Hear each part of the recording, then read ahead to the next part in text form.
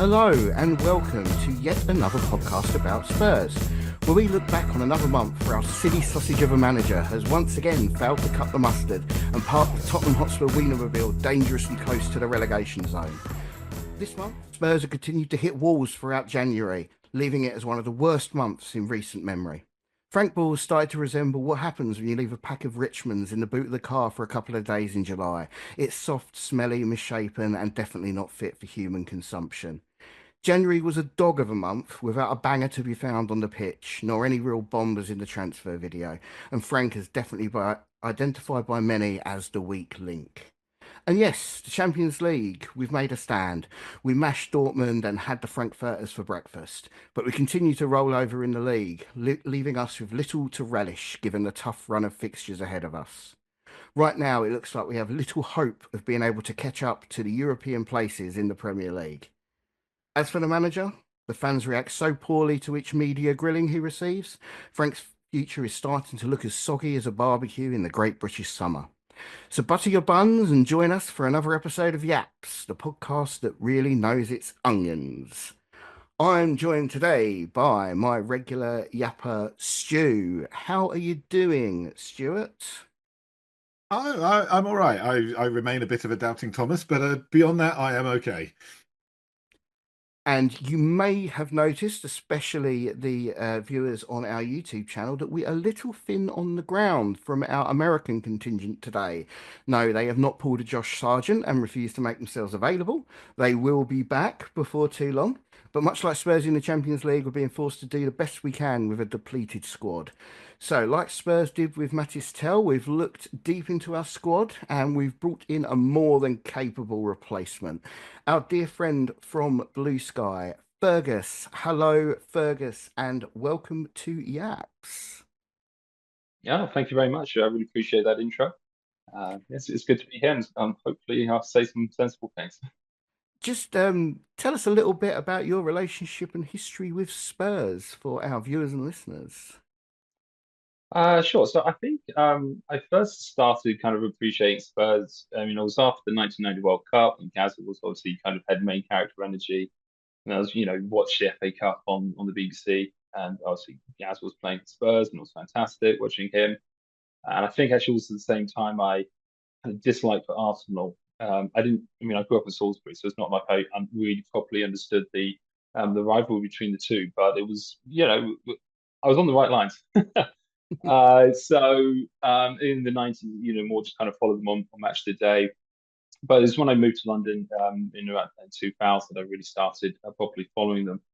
And then the very first game I went to was the now infamous FA Cup replay versus Man City, where we went 3-0 up and we were doing really well.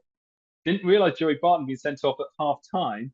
And I was sitting in the ground. I never felt the mood change so quickly as after they scored one goal. And you just like, oh no, it was like the mood in the White Hart Lane was dragging the ball into our own net. And yeah, they went on to win 4-3, which was it was a classic, but we just on the wrong end of the classic. Now, so that would have been a really sensible time for me to kind of go, nah, maybe not. I'll go support someone else. But there's something about like supporting a team when you don't know you're going to win, lose, or draw. Send the same 11 people out there and you just don't know what's going to happen.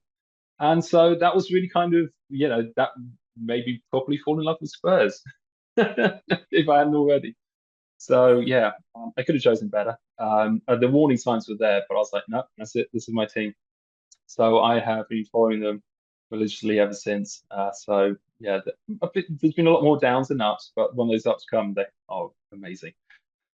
I think since the 2000s, everything has kind of gone upward from there. That was one of the real low points certainly in my memory. Those early 2000s before Big Martin Yole turned it all around. God bless him. Indeed. So just a little bit of housekeeping before we get started today. We're going to try and set a bit of a ground rule amongst ourselves for this month's pod. We're going to try and avoid talking about Thomas Frank and his future with the club. We feel there are so many other brilliant Spurs podcasts out there that have said pretty much everything there is to say on the topic. We've sort of made our opinions clear before, and if you're expecting to tune in to hear us having a good moan about Tommy Franks, I do apologise. You're not going to get it today. But just to get it out of our system, my name is Owen, and I am Frank out. Stu. My name is Stuart, and I am definitely Frank out. My name's Fergus, and I want to fire him into the sun. There we go. Yeah, thanks. Sounds about right. Clarified. Hope that's all out of our system now. We're going to get started with talking about the football, if you can call it that. What we've seen so far. It's been pretty bad, right? I mean, we lost. No. It's been great. It's been great. I've been 1984. There is nothing I have seen on the TV that has been absolutely wrong. Regardless of what my eyes are telling me, it's all been wonderful. So say the journalists and everybody who apparently knows. So it's great. It's all great. There you go. Great Yeah. result, losing at home to West Ham and drawing away to Hey, Burnley. that was 1 special. point. Perfect. What have you thought, Stu? What's been your takeaway from specifically from the league form and how we've been playing in the Premier League? Yeah, it's not been particularly fun, has it? I mean, we seem to have a style of play where we go long, we drop back some further, we drop back even further, and eventually we concede a goal. And unless we're scoring that first goal, we're in real trouble. And then even when we do score that first goal, we often concede an equaliser. So it's a game plan that seems to work in Europe. It really doesn't seem to work in the Premier League. But, there are good things and bad things about Tottenham right now. The good things are the women's team, the bad things are the men's team in the Premier League. I think that's a really good point, and we do want to call out that the women's team are doing brilliantly at the moment. I believe they sit fifth in the Women's Super League.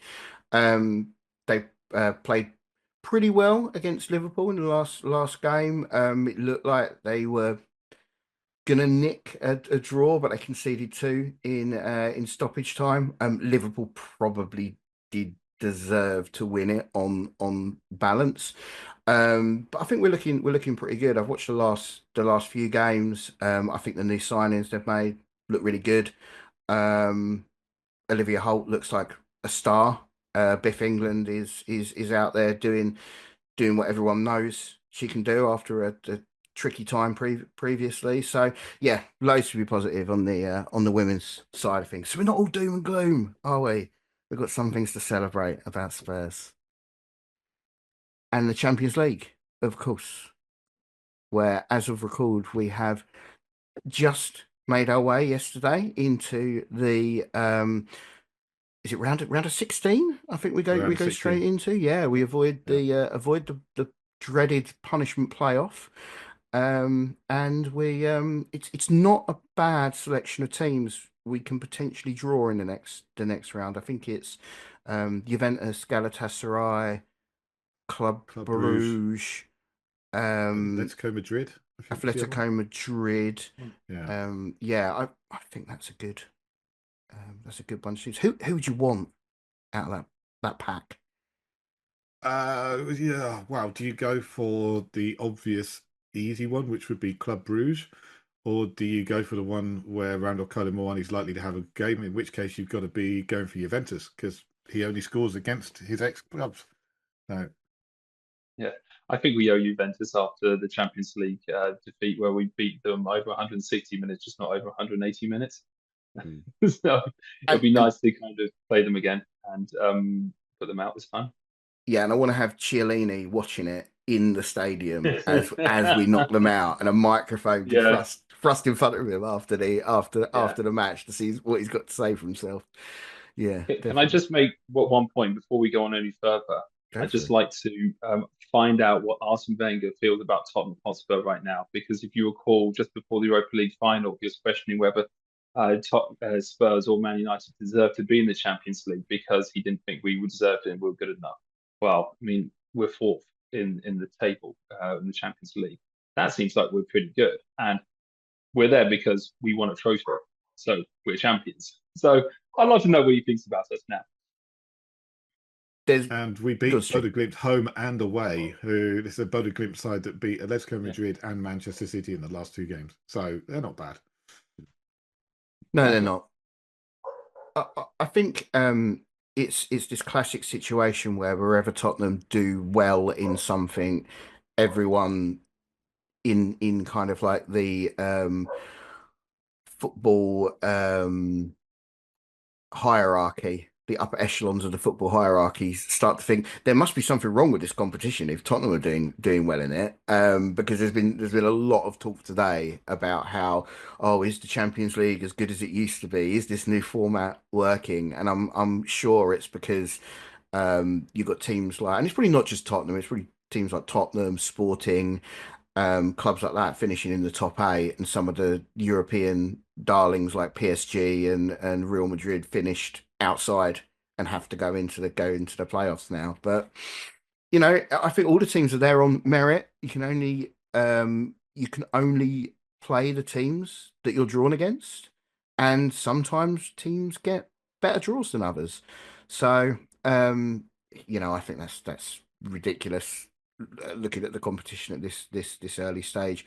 I'm not that much of a fan of the new format. I prefer more knockout games than league games, but I think we've still got to wait and see how it goes a little bit before they make any changes to it. It's only been a couple of seasons, isn't it? I would say actually this this new format has worked out very well. Because if you think about past seasons, a lot of the games are just dead rubbers by this stage. And there's the fourth place team playing the last place team in the group, and like no one cares, sending out kids. Whereas yesterday there was a lot to blow for. There was, if you watching because I didn't actually get to watch the game itself because I didn't have to be.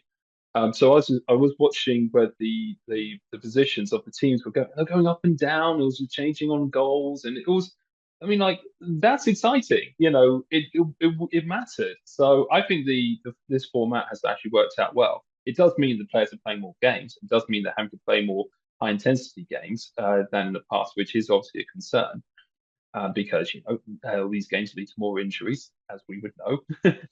But I think from that perspective, if you just look at purely on the entertainment value, it's been a great success. Yeah. I think we'll get to talk about injuries a little bit later, and we'll cover that off in this episode. Don't you worry. But yeah, I think there was so many wonderful dramatic moments that occurred last night. Conte getting not eliminated was pretty funny. The Benfica goalkeeper scoring in the last another former Spurs manager, Mourinho's Benfica, with the goalkeeper scoring like literally with the last touch of the ball to keep them in the tournament and send them through to the playoffs. Yeah, I enjoy it, but because it's kind of got that element of knockout football in all the games matter. So yeah, I'd like to see it continue. I mean, realistically, we're not going to go back to the old European Cup where it's just all two legs knockout ties. We're going to have some sort of league format, so I quite enjoy it. Stu? Yeah, I think there was only one game last night where there was nothing riding on the game whatsoever. Every other game, either one team could qualify or both teams could qualify. So it was pretty interesting night. I don't think we're going to go back. I mean, I quite like this. I mean, as I said, there's a lot of games now, a lot of games. But realistically, unless you go back to the knockout format, which was great fun, I can't see how you go back to the group stages that we had before. It just didn't work. There were so many games which were dead rubbers at the end, and it just didn't have the same kind of commercial attractiveness, which is really what it is like about at the end of the day nowadays. I agree. So obviously, there's a huge contrast between our success in the Champions League and our lack of success in the Premier League. Do either of you have any thoughts or theories as to why that may be? Fergus, let's drop you in it. Thank you for that. Welcome to the show.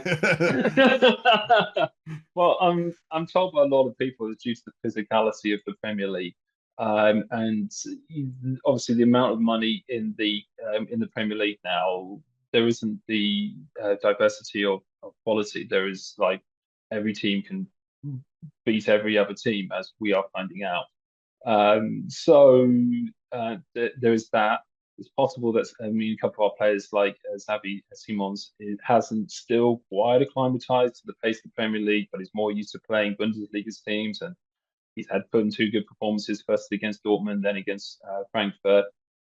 So it could be just like a slightly different pace of the game that is makes it easier for us to cope.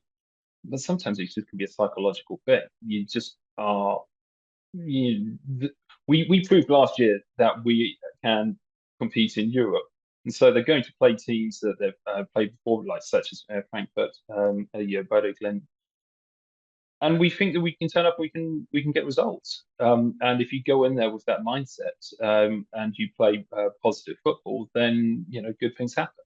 So possibly that's why we're doing better in Europe.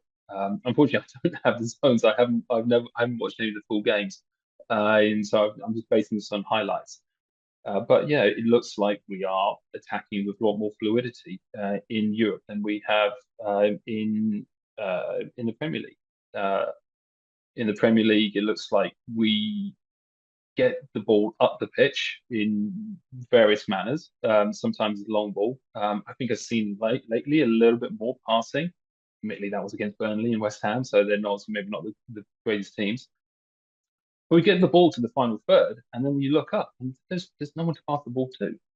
Like the centre forward is. I mean, I'm not trying to put this like per se. It's not just his fault, but he's standing there, and he must be told to because other people, other centre forwards, they just stand there, and then they're marked by two people, and there's maybe a couple of wings, and so when someone looks up to try and get past the ball, there's no one to pass to, so they just recycle it, and that's why we go sideways and backwards. And there is no free balls. With the certainly at one point, a few weeks ago, last I heard about it, we were bottom of the league in terms of through balls, and it's not surprising. No one is trying through balls, and we've got instead of trying to spam in crosses, and those and like if you've got Odebertel and Xavi Simons, those aren't players who are kind of aerially dominant. So, but they are players who are kind of nippy, who could probably feed off through balls, cutbacks. So I just don't understand why we don't try and play to our strengths. Yeah, that's a long-ranging answer. No, it's good. Yeah, I think a good example of that is Kolo Muani is very much a through ball fed striker, and we've seen in the past he's very good at that. And again, to your point, he's looked brilliant in Europe and has struggled in the Premier League. I think it's absolutely valid what you said about there being a difference in physicality, and some players really thrive on that in the Premier League. Some players are gonna benefit from playing more European football for sure. Stu? I think it's the fact that Premier League clubs now are so used to playing against chaos ball that they've got it worked out. Whereas in Europe, they still try and actually play football a bit better. It's the chaos ball hasn't quite reached the continent yet. It will do one day, I'm sure. But right now, we're trying to play chaos ball, and we, in my opinion, Tottenham are a possession side. They're a side that wants to keep the ball and wants to play with it. We've got good technical players. I mean, we seem to be reducing the number of good technical players as the weeks go on. We've sold Johnson with injuring Berival, and we're trying to highlight, Paulinho on the ball as much as possible for some reason. But we are still a side that prioritizes having possession of the ball, or should be a side that prioritizes having possession on the ball and actually doing something with it. But the way our manager wants to play is to basically get rid of the ball and let the opposition make a mistake and try and benefit from the chaos.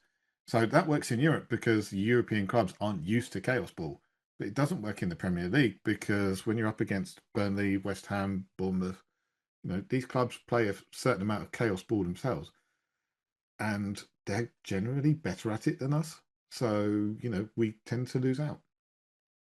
I can't wait till we get to the point where it reaches the continent and we've got El Clasico as Real Madrid and Barcelona doing long throws and trying to bundle the keeper over the line at corners. Absolutely brilliant, that'll be. So the Champions League is good and the Premier League is bad. That's our clear binary statement for the episode, both in terms of the way Spurs have been playing and also the quality of both of those competitions at the moment. But what are we going to do about it? How are we going to make Tottenham Hotspur a better football club in both competitions? How are we going to compete on all front? We have got the transfer window currently open, so the Don Paratici is off at the end of the month, but we understand he's still in post for another couple of days. Maybe we can get some more players over the line. Langer has been mostly asleep at the wheel, it feels, for this window. We've had Conor Gallagher in. We have had Souza, if we understand, has no first name. He's Brazilian, that's his right. He has come in from the Brazilian league, and from what we understand, he's probably not gonna be playing. Not for us this season. Might go out on loan. Brennan Johnson, dear Brennan Johnson, has left us and gone for Crystal Palace, and we have had a few persistent rumours, mainly about Andy Robertson, who was almost certainly in and then almost certainly out, and we don't know what's going on with that. And many rumours about Antonin Kinsky signing for West Ham on loan with an option to buy, potentially with their reserve goalkeeper coming the other way. Um, what do we think about the window so far? I felt that Brennan Johnson was somewhat surplus to requirements. I mean, obviously that was before Kudus got injured, but we've got Odebear, who for me plays better down the right. We got Kudus, who when fit is a decent option, and hopefully at some point Kulusevski will be back. That for me, that's three very strong right-sided players, and I've always felt that the left was our weak area, which was kind of reinforced by the fact we kept pushing Brennan Johnson out there, hoping that he would be the answer, but he was never going to be the answer. The fact he's gone to Crystal Palace and not particularly done a lot, and Glasner's already said that they'll be looking to sell him in the summer, kind of says they don't have a huge amount of faith in him either. So why they bought him, I don't know. Why we sold him when he's a regular provider of goals, why we sold him for a loss is what concerns me. I mean, yes, on paper we made a profit, but that's accountancy magic. We sold him for what, 35 million and bought him for 52 or something. I mean, that makes no sense to me. Surely there are clubs out there that want a regular supply of goals and are willing to spend at least 50 million on it. Yeah. Who aren't Crystal Palace? Who aren't Crystal Palace? I think you have to take into account we massively overpaid in the first place. He was never a £52 million player in the first place, and so we probably now sold him for the amount we probably should have bought him for. It wasn't great business, but with his goals, we won the Europa League. So yeah, great. I'm not complaining that we had him for 2 years. That was great. But yeah, it was it was it was the right decision to sell him when we sold him, and then it increasingly became the wrong decision to sell him as the month has gone on and other players have dropped like flies. I think that's a little bit of a hindsight is 2020 thing, right? Yeah. But I agree with both of you. I do think it was right to sell him. I think we need to get better at selling players, and I think we need to be a little bit less sentimental around some of our squad players that have potentially done great things for us, but need to move on. I'm not so annoyed about the money being less than what we paid for him, because sort of as you said, Fergus, I kind of feel like we've got our money's worth out of him. for the few seasons we had, I think winning the Europa League would have recouped some of that. He scored plenty of goals in the league, and I think it was right to move him on. Yeah, it's a shame he hasn't done that well at Palace. Palace are in absolute free fall at the moment. Glasner's miserable and he's going to be leaving at the end of the season. They sold Mark Gay. I wouldn't be surprised if they actually went down. With West Ham and Forest putting some results together, and hopefully Spurs putting some results together at some point in the season. I wouldn't be surprised if Palace got sucked into that relegation fight and ended up going down a league, but we'll see on that front. Conor Gallagher, I like it. Do you guys like it? I like Conor Gallagher. I didn't like him when he was at Chelsea. I've liked him for England. I think he's busy. He works hard. You know, he's somebody you can rely on in midfield to put in the yards and keep the ball moving and all of that stuff. But he's not the incisive passer we need.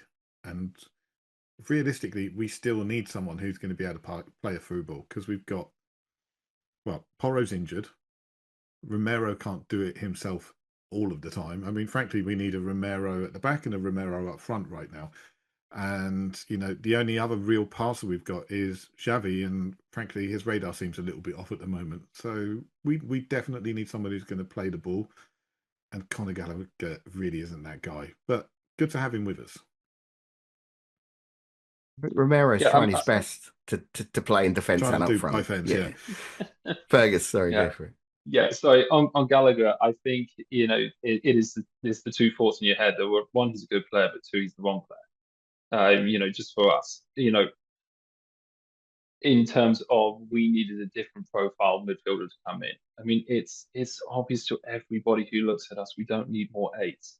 Why we went and bought another one, I don't know. That said, he probably is now one of our better midfielders. So yes, he does raise the pass. So I don't dislike the transfer. I will probably dislike it more if we then start selling the kids rather than if we were to hold on to Bentancur and and Paulinho and then sell either Gray or Bervar or Sarr. I will hate this transfer an awful lot more than I do right now. But with once I'm going to have to go. Going back to your sentimental point, maybe we'll be Sarr who will lose out because he hasn't quite kicked on as much. And you imagine that Gray and Berval have got the higher ceiling. But we'll see. That's what I think. Sarr will be the one to go. I think he is someone who we can make profit on. I think he will do really well either at another Premier League club or back in France or somewhere else on the continent. I think he's a very, very good player, but I think you're right. He probably makes the most sense out of all of our eights to be the one to sell. Stu. Yeah, that said, I think he was excellent last night. I thought he was probably our best midfielder in the game. He was all over the place in a good way. You know, not the bad all over the place, but in a good way. He was everywhere. You know, there wasn't a blade of grass he did not cover. His passing was good. He played the ball ahead of people and not behind people, which was nice. I would be upset if we sold him because I think he's got so much talent and there's so much more to come from him. But equally, I would be upset if the rumours of Callum Mulasesi to Torino were to come true. I think that would be a very bad move because he's another good young player and he's homegrown and we absolutely need homegrown players in our squad. Yeah, that wouldn't make a lot of sense to me. Loan him, but by all means, I think that would be a good move. If we are gonna sell him, we need buybacks on all these young players. Some are in there. That softens the blow a little bit. And yeah, I mean, I haven't really seen enough of him to really make a strong comment on how good a player he is right now. But from what I've heard, he's definitely a player we want to be keeping around for the future, or at least keeping some sort of option on. Just to weigh in my own thoughts on Conor Gallagher, I think he improves our squad. I think he probably comes in as our one of our best eights at the moment. And it sort of ties in with what I said previously about the way we get better is by incrementally improving all of the players in our squad and trading up all the time. I agree with the point that he's not the player we need the most, and I would be disappointed if he is all we sign. I do think we desperately need that passing player to play next to him. But if we were going forward with a midfield of someone like you've mentioned before, Stu, Angelo Stiller, who can do the passing, and Conor Gallagher next to him, I think that's incredibly dynamic as a midfield, and it gives us a lot of what we need. So yeah, I like Gallagher. He's got a lovely dog that we all love, but yeah, I want someone else with him as well. Anyone If got we any look thought? at if we look at Gallagher as an upgrade on Bentancur, I'm fine with that. Because I think he will be an upgrade on Bentancur, and Bentancur's got a little bit of time left on his contract. We can sell him. We can make some money. We're not going to make any money off someone like Basuma. And I think Gallagher is an upgrade. I don't think he has that silky, wonderful magic moment, which I think Bentancur can produce. But overall, he's much more of an 8 out of 10 player on a consistent level, whereas Bentancur's more a 7 out of 10 with the occasional 9. The strong And a rumours few balls. coming out of the club as well is that we're not going to take up the option on Palhinha, thankfully. And he might well end up back at Bayern. So you know, if it is part of a wider restructuring of the midfield portion of our squad, then I'm absolutely fine with that. Are they in need of a right-sided centre back? Sure, we could convince them. They'll have to. He's their player. He can have a. He can go back. Well, they might take Dragusin as well. They wanted him originally, didn't they? So maybe they'll. I'm surprised he's not gone to Fiorentina already. I'm surprised we haven't already sold 3 players to Fiorentina. It would be Only Solomon so far, isn't it? Yeah. yeah. It should be Solomon. It should be Dragusin and one other. Who that is could be open to interpretation. But Bissouma's out of contract soon, and I'm sure he'd like a little stint in Italy. I think as soon as dear Gentle Ben's ankle exploded, that was the end of Dragusin going anywhere after we'd sent Takai out on loan.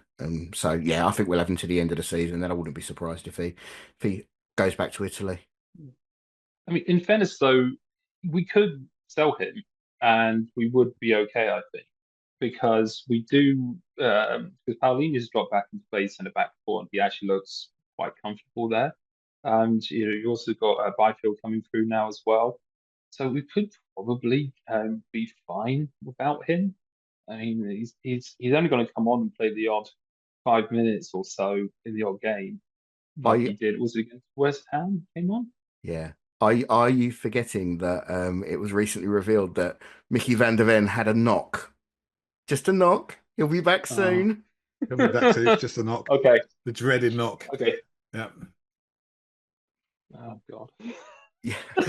Why can't we have nice things? Why? Dragison's gonna be in there until the end of the season. But yeah, hopefully Mickey's back soon. But we're all a bit fraught with this injury crisis at the moment. They seem to be dropping like flies. With Porro going down as well. So it probably brings us quite nicely on to the topic of fullbacks. So we've got one in, as mentioned. Sousa, the young Brazilian left back. He's very highly rated, but I don't know much more about him than that.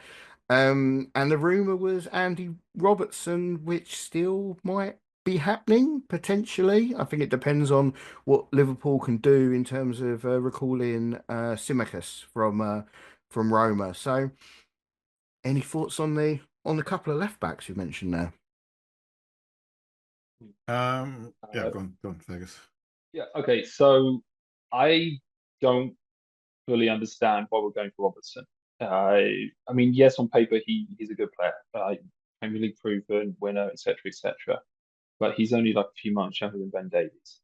Uh, his game's based on physicality, from what I understand, and he's not going to be the player he was when he was 25. Why don't we just go and buy a 24-year-old left back? I mean, we just did it with Conor Gallagher. We proved that we can do it. We splashed down some cash and we went and bought Conor Gallagher. That was a sensible transfer, even if it didn't really fill the hole that we needed to have filled. But why don't we just do the same for a left back? Udogie can't stay fit, so we need someone to come in and play games. They're going to have to be the starting fullback, and Udogie essentially is going to be the backup. Udogie can't play 2 games a week.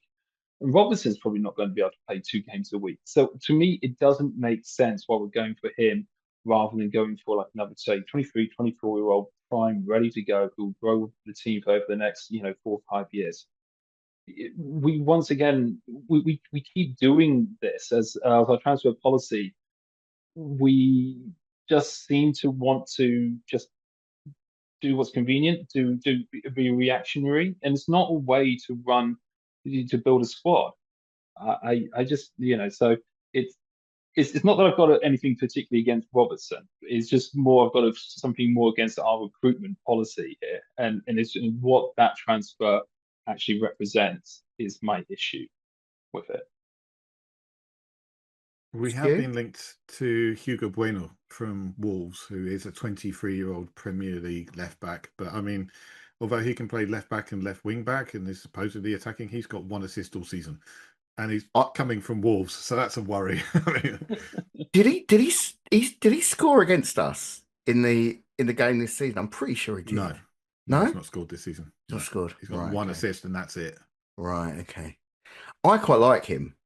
I do think he's pretty good, and I think a lot of people will recoil at the idea of signing a Wolves defender based on this season. But I would prefer we signed Bueno than Robertson. Yeah, and it's not just because I can make loads of like Kinder Chocolate puns about Bueno's name, although that is appealing. I was going to say that will be a factor. It will definitely got to be counted in there. Definitely. I in terms of Robertson, if we were doing a loan to the end of the season and it was right, Davis is hurt, we need a bit of experience in the squad, we need a left back because as Fergus said, Udogie's always injured. Spence has to play right back now because Porro's out for a few weeks. That'd make sense to me. But if it's a permanent signing, he's on big money. He's probably not going to be that easy to move on if we're paying him that kind of money. I'm just a little bit worried about the sort of future proofing of that move. It doesn't make a lot of sense to me from a squad building perspective. And he's not going to want an 18-month contract. He's going to want a 2.5-year contract, by which time he's mid-30s. He's already declining physically, apparently, and there's no way someone's going to look to take him off our hands early. He'll be one of those players we keep till the end of his contract. And it's good to have someone around who's got experience and has won things and apparently is a good influence in the dressing room. But I think that player also needs to play and be able to contribute to the side. I'm not sure Robertson's going to be able to do that at the moment. That has brought to mind an article I read in The Athletic by Jack Pitbrook, who, fantastic journalist, writes a lot of great stuff about Spurs. He was comparing Robertson to being our Edgar Davids. Like that transformational signing you get that really like turns a team around like Davids was, that talismanic presence, which I've long thought we actually need, and we should be searching for that kind of player. But I don't think an aging left back can be compared to Edgar Davids, a global superstar central midfielder. For me, Robertson would be more like a William Gallas signing, a player who is, coming towards the end of his career. He'll do a job for us for a couple of years, but he's not gonna pull up any trees. So we've still got to look for our Davids. He's out there somewhere. You know You know who would have been a kind of an Edgar Davids type of signing for us if we wanted to bring back a senior player? I think to do that, you being like a midfielder who could control the whole game for us would have been a certain Luka Modric when he left Real Madrid at the end of last season. If we'd signed him then, he would have walked into the team, been easily our best midfielder, would have controlled everything for us, and would have solved an awful lot of problems. Yeah, I As it completely is. agree. But 39 years old. Well, the other That's a one, worry. slightly younger, the other player who has been moving around a lot, and I think he's recently moved back into European football from playing in the Saudi League. Is N'Golo Kante Yeah. was moving around, and Mm. I would have loved us to take a go on him late on in his career. I still think he could do a job, so he would have been my one if we took a chance. But again, it's not That would have that been no passy Paulinho. six that we're looking for, is he? He's, a lot of energy, simple passes, high energy. I mean, he does the running of two people. He's amazing. But he's not that passy six we've been looking for. And No, of but course. again, this is the thing that I worry. Am I projecting my requirements or what I would like to see onto a Thomas Frank side? Is he actually looking for a passy six? Does he want someone who's going to be able to do that role at the base of the midfield? Or does he want someone who is all action and physical and will win the 50-50s and the high balls? Yeah, I think that's fine. So, do you need to think about though what the role of the director of football is then at this stage? Because Yes. it should be the role of director of football to kind of set really kind of like how we should be playing football. They should be the ones going out trying to buy the players that kind of fit that style. They should be the ones trying to find a manager who fits that style. And once again, I feel that we have gone into chopping and changing mode, and so we have this unbalanced squad because we just cannot stick with a style of play, and we keep changing kind of who we who we bring in, and it's all a bit of a mess. And I feel that what we're really lacking. I mean, Lange, I think he's very good as he can spot players on an individual level, but I'm not sure if he can build a squad, and that is why I think one of our major problems at the I completely agree with that. I'm also Lang out. I like him moment. to go as well, and I'd like to replace him to be replaced with someone that has those squad building abilities and can build a Spurs squad. Was it Paul Mitchell? Paul Paul He Mitchell, Mitchell. yeah, created the best squad I've ever seen Spurs have, and I think he's out of work at the moment. he's available. Yeah, If we could, yeah, if we could bring him back, that would be a transformational signing for Spurs, I think. Because this time, supposedly, we have money to spend, whereas before he did it all on a shoestring.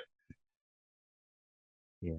Just the last transfer I think we've got to cover. Well, potential transfer is the Kinsky one to West Ham, which I think is crazy. I cannot make it out why we would do that. I get he probably wants to go and play football, but surely there's a better option than West Ham.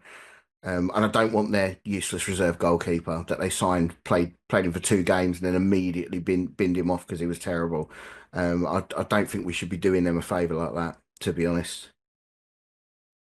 He is strong where Vicario is weak, and vice versa. He's great with his feet. He's got excellent touch and control. I think he's probably a calmer presence at the back for the defenders when they're passing the ball back to him.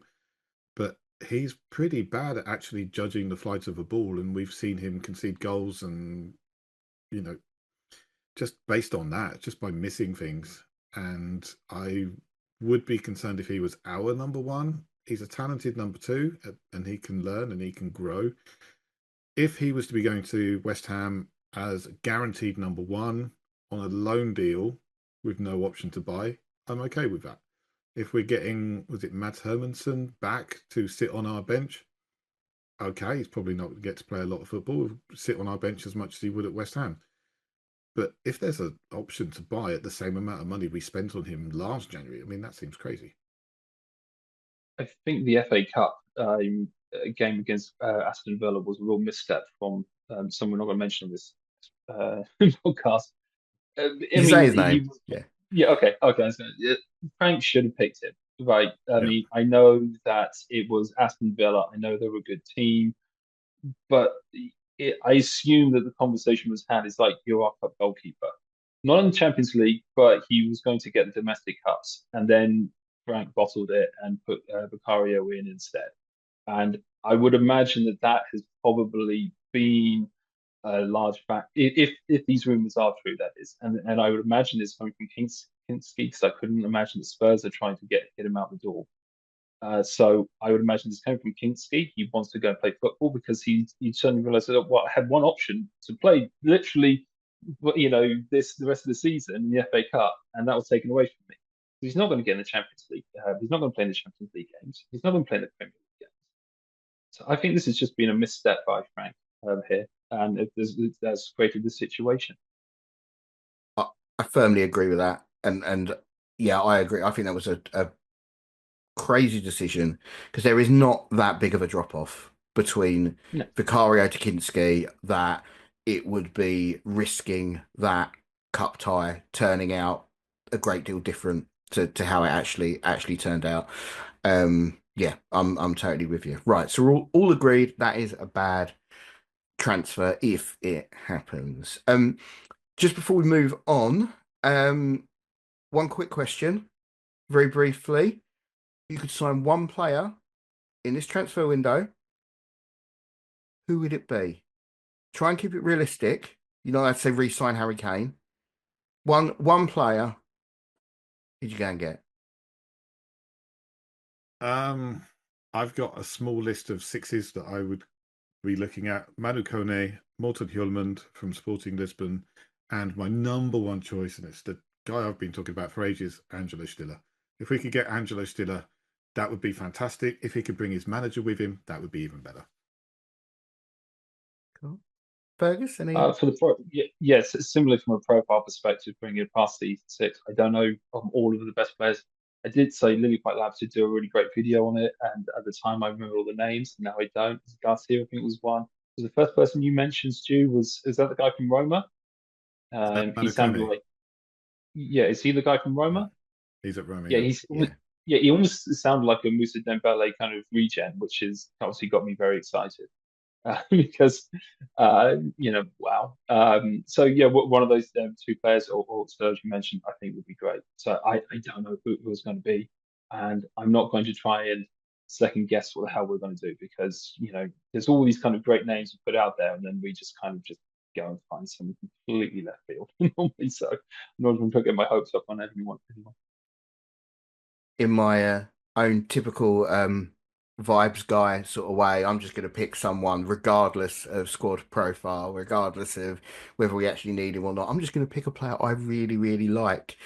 I really like Nikola Zalewski, Polish left back / left winger / number 10, incredibly versatile, plays for Atalanta. He's just really good and he's young, and once again, he will help erase the memory of Gregor Zraziak as the only Polish Spurs player, which is would be great for me. So get Nikola Zalewski in the door. Brilliant player.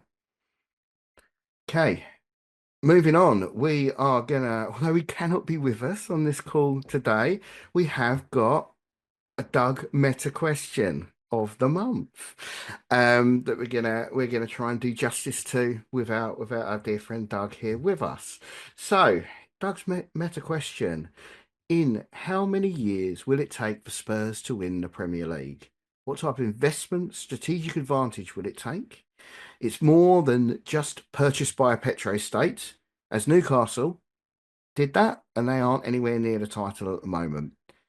And the answer isn't just be Arsenal, because they haven't won the league yet. What do Tottenham need to do to win that Premier League? Stu? I think we need to actually have a clear plan of action and follow it through for once. We seem to chop and change all the time. And realistically, I don't think that the Lewis family are going to be the ones who would be in charge if we were to move forward and actually compete for the title. I'm not even talking about winning the title. At the moment, we're a country mile away from competing for the title. And that's kind of where we need to be. We need to be back at the point where we can actually be in the discussion. So for me, we need someone to come in who not only has money, because we are perfectly set up. We've got a hole for commercial deals. There's a massive space for commercial deals to be made. We've got probably one of the best top 3 stadiums in the world right now, and probably will stay that way for quite some time. We've got a training ground where all the money has been spent. We've got one of the best academies in the country, and we're still looking to bring in new players all the time, and we seem to have a decent handle on that. But we need to have someone that comes in and says, the way we can move forward is by having one single plan of action, and everything we do will be geared towards that. We are going to bring in the very top medical people. We're going to make sure that the coaches we bring in, not the head coaches, but the coaches we bring in, support the head coach, but that everybody is aligned with what we're looking to do and our style of play. We're going to have a director of football who brings in players that is aligned with our style of play, and they will make sure that the head coaches they bring in are aligned with our style of play. And if we get all of that right, then maybe we can actually start competing for the title once every 5 to 8 years. The only way we can be regularly competing for the title is if we get purchased by a petrostate, because I said everything else is there. And we've got space in the wage bill to actually do it. And I am not advocating for this. I think for me, it would be the death knell of the Tottenham as we know it. I would hate it. But if people are seriously worried about competing for titles and not just enjoying the football, then yeah, petrostate's the way to go. Personally, I want to enjoy the football. I want to have good memories of watching my team play and push on from there. The Pochettino days, I want more of that. We didn't win anything, but it was absolutely the best football I can remember watching as a Spurs fan. They might be back before you know it. The Pochettino days. Yeah, maybe. I'm thinking like broadly along the same lines as you for this. I think it's about vision, and I think having strong leaders to guide the entire club towards that vision. You need to set the expectations that we are a top team. We are one of the top 6 teams in the league, and we want to regularly be finishing there and competing for trophies as well amongst that. That needs to come from the very top. And then at each level, you need leaders that are aligned to that vision. So a director of football, as we mentioned, that can build the squad to get us to where we want to be. A head coach that can coach the players in order to play in the way that director of football is organising the club to play. And leaders on the pitch as well. You need the right type of players with the right type of character who will play for that manager, who are bought in to where the club are going, and will lead the rest of his colleagues on the pitch in that same direction. I think we've probably got players that could do that already. I think James Maddison, hopefully comes back from injury and he's just the same brilliant player as he was before. I really think he's got the character and the personality to bring the fans with us like Sonny did on this journey. But if we got Pochettino back, Madders, Pochettino, Eric Lamela as assistant coach, just get us back on that train. Paul Mitchell, why not? Director of football. That'd be a really good step in the right direction. Maybe we wouldn't win the league because I agree with you. It's really hard to win the league. But I think it gets back in the picture. Definitely. Yeah. Fergus? I think I agree with everything both of you said. I mean, I think I would just take it up one level higher to begin with, and that is I think the board need to understand, accept, and embrace the culture of the club. Right? We are not going to turn ourselves into a title-winning team with them fighting the culture of the club. There is a Tottenham DNA. Right? There is a lack of people within the club at the moment who understand the Tottenham DNA from the sounds of things. And without trying to sound like a bit of a kind of LinkedIn doofus, but there is that phrase, the kind of culture eats strategy for breakfast. And we are seeing that played out in real time, as as Frank is obviously trying to put his strategy in place for the games, it's not working, and the crowd are letting him know that he is not welcome in the club. And this board need to understand this, because it doesn't matter what we do, everything else they do, if they just try to play kind of meat and potatoes, long ball football, and they think that's how they're going to win the Premier League, it won't work, because the fans are not going to ever kind of embrace it, and it's going to be a toxic mess. So the first thing is we just got to get ourselves aligned on a cultural footing, and everything else has to stem from that point onwards. And then everything you said about kind of bringing in good players, bringing in the director of football, bringing in the players, bringing the leaders, all of that, it makes a lot of sense. But I think we've got to get the culture right first of all. I'd say the other thing we have historically been really bad at is we normally have a pretty good first team, and then the rest of our squad are not up to standard. We need, I think, like 22 starters, who can kind of rotate in and out, and not have a drop off in quality. If you want to compete on all four fronts, which is which was supposedly what we were told was going to happen come the summertime, and that was the justification for sacking Ange. Then you've got to give whoever the manager is, you've got to give them the players to actually play, and they've got to be good.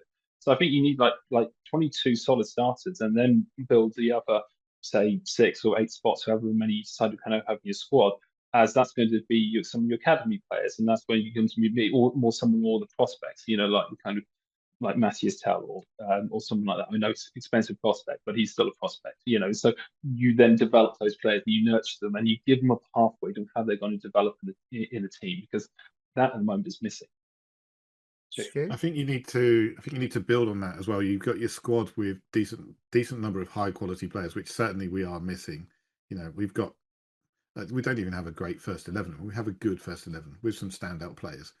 But I think every season we need to be purchasing young players who have got high potential. We need to be trying to target players at the Berival level, because those players do not count in the league registration. Under 21s don't count. You can have as many of those as you like. So we need 25 players, and then 5 or 6 really good under 21 players that are coming through and will take the place of those more senior players later on as they age out, shall we say. But we need to be bringing those in every single year. And it looks like, to a certain extent, we've got a recruitment team that said, oh, look, we did really well with Berival and we did really well with Gray. Let's just sit back a bit now. And Vuskovic was good as well, but we sent him on loan. Yeah. And we don't know what's going on with Mason Milio. I mean, I've watched a few of his games when he was in League of Ireland. I think he's a good player. I don't think he's a difference maker. And I really think one of the things we absolutely need is a difference maker. Yeah, I definitely agree with that. And I think I just want to pop back to something Fergus said there about the culture, the toxic culture. And in Doug's original question, he mentioned about Arsenal not winning the league. I wonder if they don't win it this year, I think that could turn very ugly there, and there'd be a backlash against the type of football that Arteta has got them playing, because it's one thing like playing murder ball or whatever people want to call it, chaos ball or whatever, if it gets you results. But if it's proven year on year that they're not getting those results, I think you could actually see that fan base turning against Arteta and it going quite toxic and quite messy in that space as well. So I think that's an interesting one to look out for. Fergus. Yeah, I suppose I just read this online, obviously I wasn't there, but with the Man United game Arsenal played just a few days ago when they lost, there was booing. It's like they played in a competitive game, they lost because Man United spanked in a few kind of wonder goals, and the fans are already turning on them. And I think it's, so yeah, I don't think it's going to take much. I've also heard some, other fans supposedly are just saying like, this is the last season if he doesn't get us over the line, So I think they are ready to rebel against that. Well, at least some of them are ready to rebel against that style of play. if you're going to play that type of football, you have to win. And if you don't, fans turn against you. We are finding out as Spurs, very much so. We're playing an awful football, and we're not winning, and it's not popular. Yeah, I agree. And I do think Arsenal do a lot of things right. And I've said it before. I think that their squad building is pretty good in general. They have not done great on centre forwards, I will say that, but generally in all the other positions, I think they've done pretty well, and they're a pretty good model to look at for how you incrementally improve your players in each position to build up that squad depth. Um, I do think our squad depth is better now than it has, even in the peak Poch days. That 11 was fantastic. But once you started scraping below the surface, it was Federico Fazio was like our third choice centre back. And Clinton Njai was the next to come off the bench up front, and George Kevin and Kudu and players like that. Like Malbronk.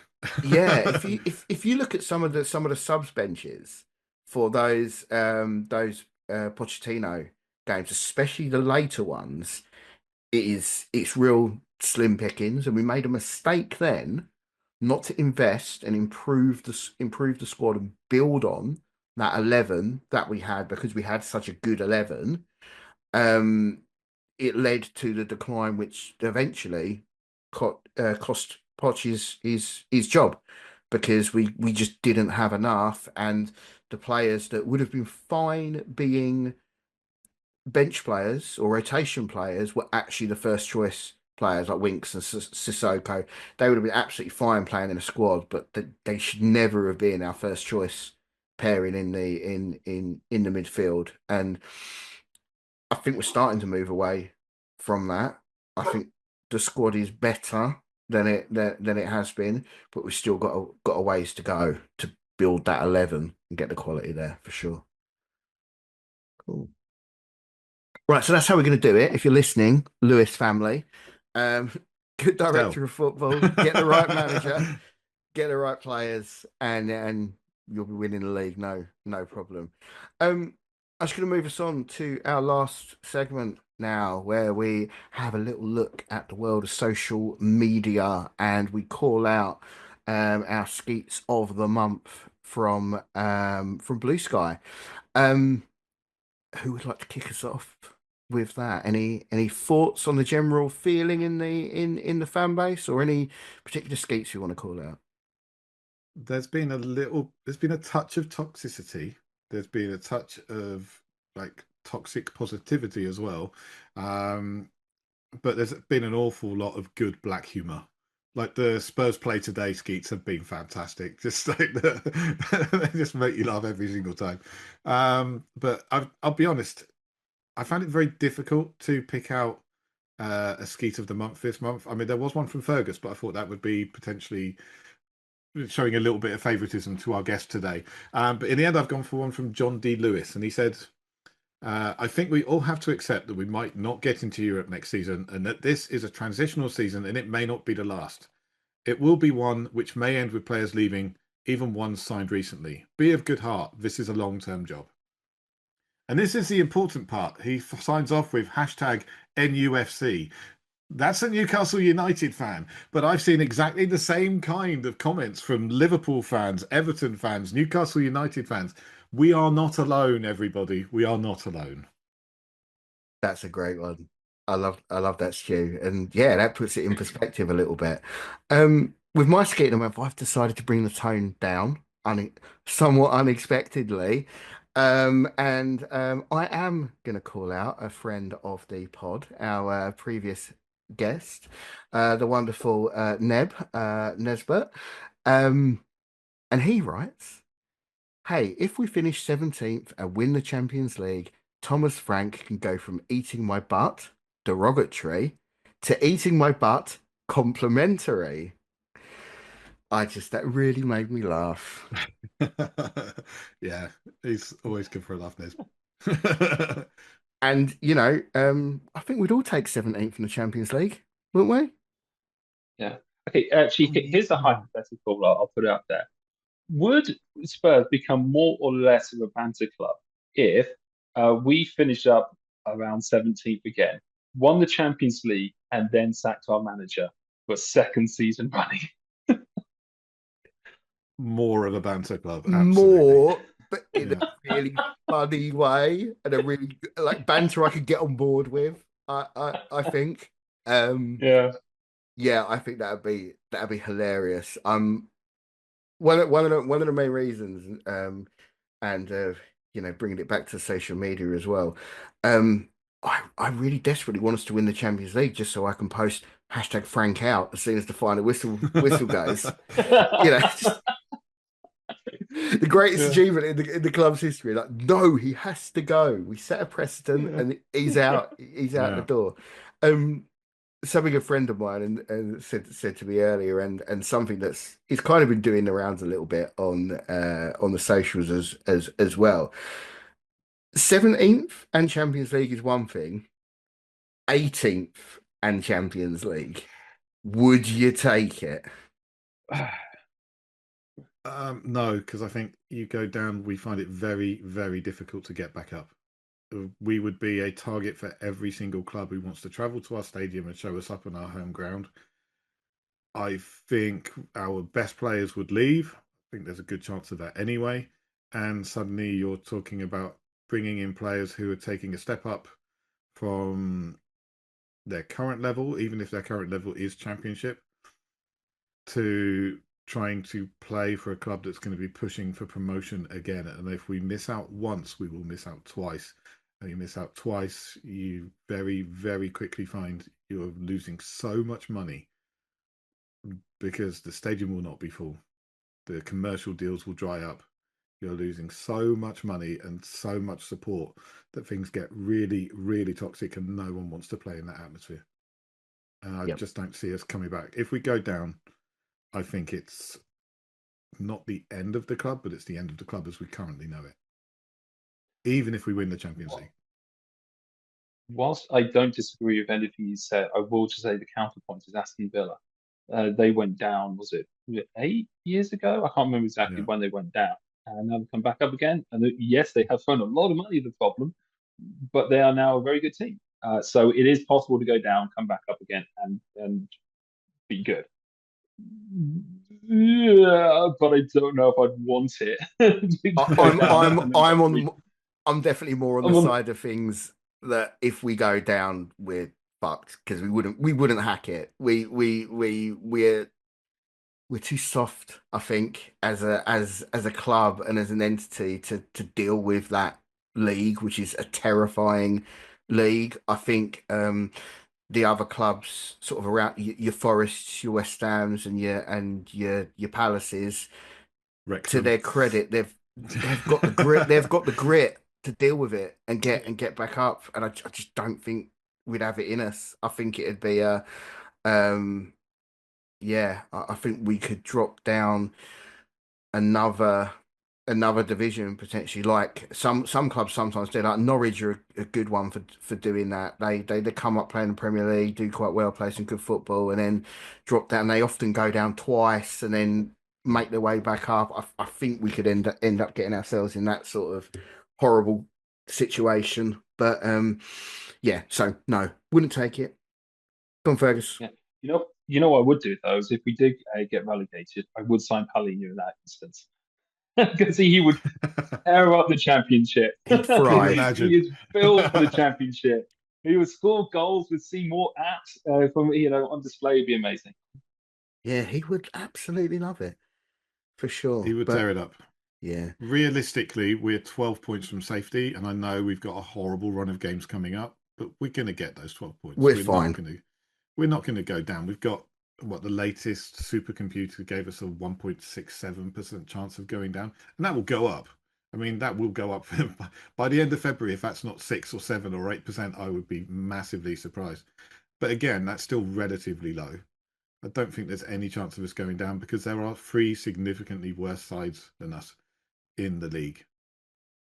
At the weekend, I did sit down with the fixture list and a notepad and the calculator app, and kind of like worked out where I thought we were going to be, and I'm terrible at maths, so it might be completely wrong.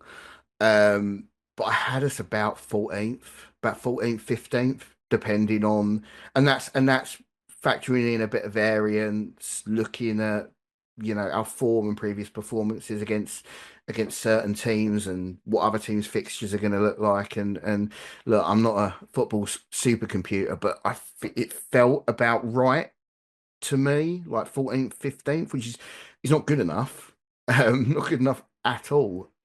But yeah, safe, and we were well safe by the time it got to the crunch at the end of the season. Stu. I still think that start of the season, we were talking about where we think this squad sits in terms of its quality, and I said seventh, and you were like, "No, we're better than seventh. We got a better squad than Villa," and I still think we've got a good quality squad. I just really don't think it's being used properly, and as a result, we're just getting pushed down. I mean, in the Soccernomics book, I haven't read it, but I've seen chapters of it. They say that a manager can have a difference of between 2 and 4% on a squad. Now that's great if that 2 to 4% is positive, but if that 2 to 4% is negative, that's a hell of a drop. So Especially we in the need Premier to, League. especially in the Premier League where everything's so fine margins anyway. I still think we probably got the seventh best squad in the league because seventh place right now I think is Fulham, and we've definitely got a better squad than Fulham. We just need to start showing it. Yeah, I mean, I One of stand by my. Sorry, Fergus, go for it. Sorry, I was just going to say on that, one of the ways the barometers of saying how good the squad is like there's a real strong correlation between how good the squad is, where you finish, and the wage bill. And we're about seventh in the wage bill. Hmm. So that kind of is the zone we should be in. And so we are definitely underperforming from that perspective. Yeah, I know we're not playing well, but no one can convince me that Fulham, Sunderland, Brentford are all better teams who've got better squads than us. Maybe I'm being myopic on this one, but I really don't think so.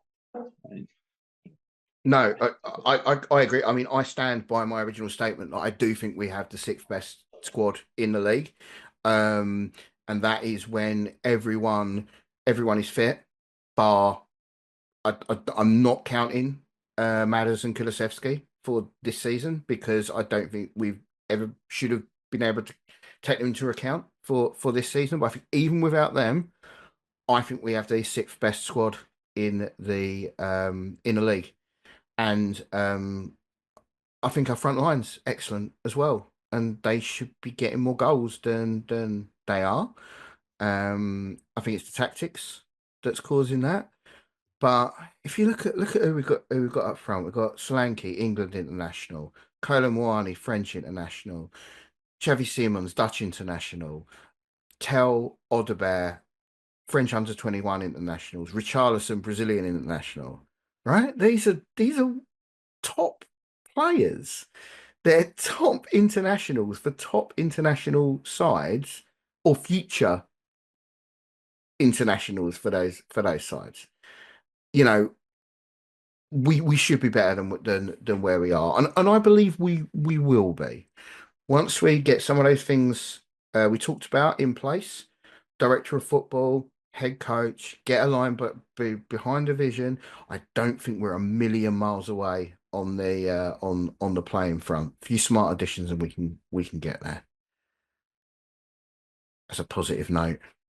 Should we wrap it up on the positive? Let's do it. Let's do it. Cool. Thank you everyone for tuning in. We'll be firing up the grill again towards the end of February, where hopefully we'll have had some fresh meat through the door and Thomas Frank's Crab Shack is permanently closed. Until then, take care and come on, you Spurs. Yep. Yep. Go on, you Spurs. Go you Spurs.